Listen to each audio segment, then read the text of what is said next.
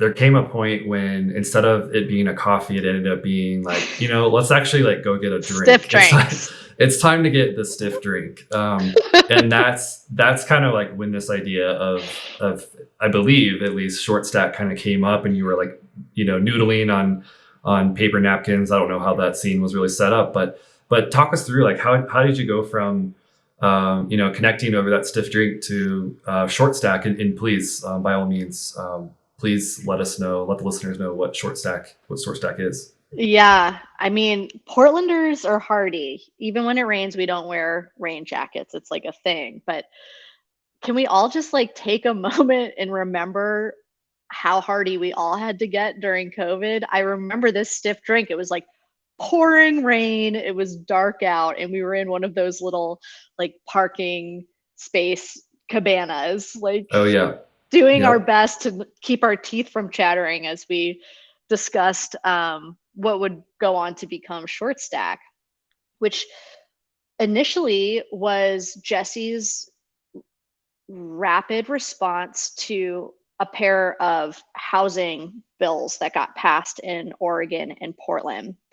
The first of which was Housing Bill 2001, which essentially abolished single family zoning in Oregon and cleared the way for duplexes, triplexes, quads, cottage clusters. And the other was this residential infill project and better housing by design, which kind of took those foundations that House Bill 2001 laid and kind of expanded it further for Portland proper.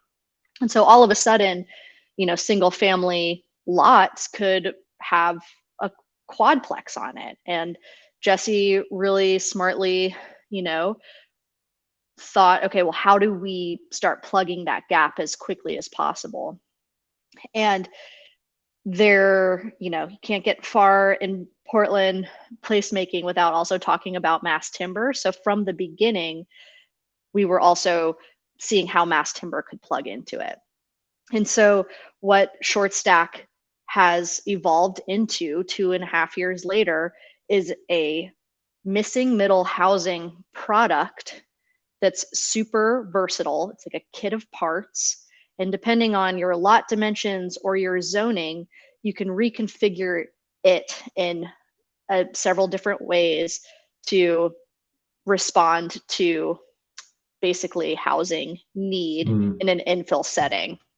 And so we have, studios, 1 bedrooms, 2 bedrooms, 3 bedrooms, and all of those can stack like Legos in 3 and 4 story multifamily blocks, basically.